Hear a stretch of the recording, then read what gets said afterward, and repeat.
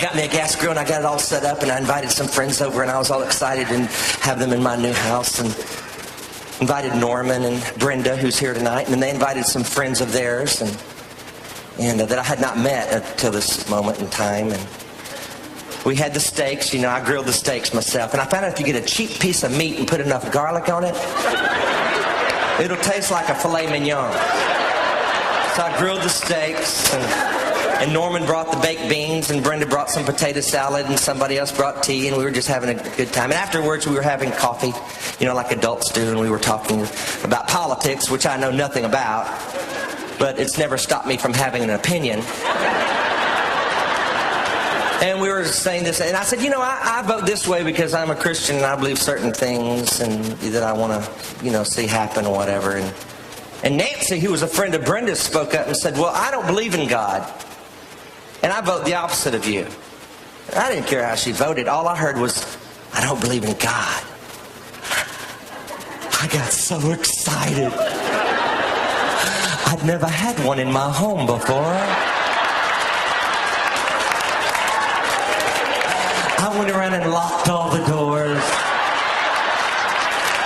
I said, you're going to be here a while. Oh, we had a wonderful time. I started explaining. I said, you know what? I would be an atheist too if I had that much faith. It takes a lot of faith to believe all the order around us evolved from some gaseous belch in the universe 6 billion years ago. You know, order never comes from chaos unless somebody puts it together. All the order in the universe. You know, if I took my watch apart, my Timex Indiglo, I love my watch. I was up all night looking at that watch. But every 15 minutes I was checking it last night.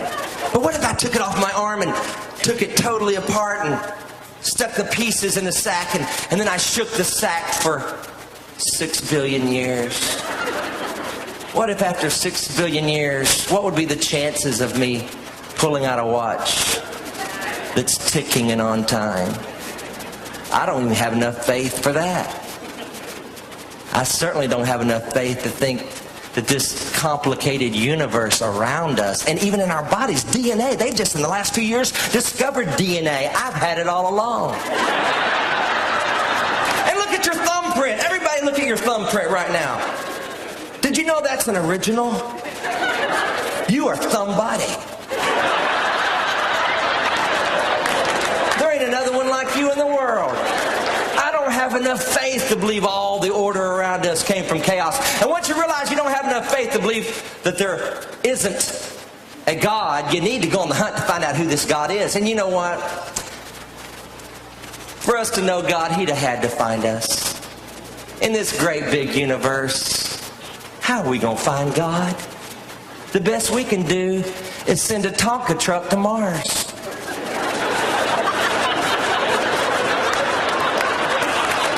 And it hit a rock named Barney and hadn't been heard from since.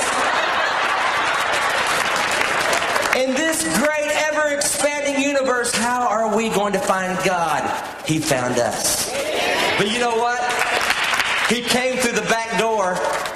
He came through a virgin girl. My college professor said she was 13 years of age. Now, I don't know where he got that in the Bible, but I learned a lot of things in Bible college I never read in the Bible.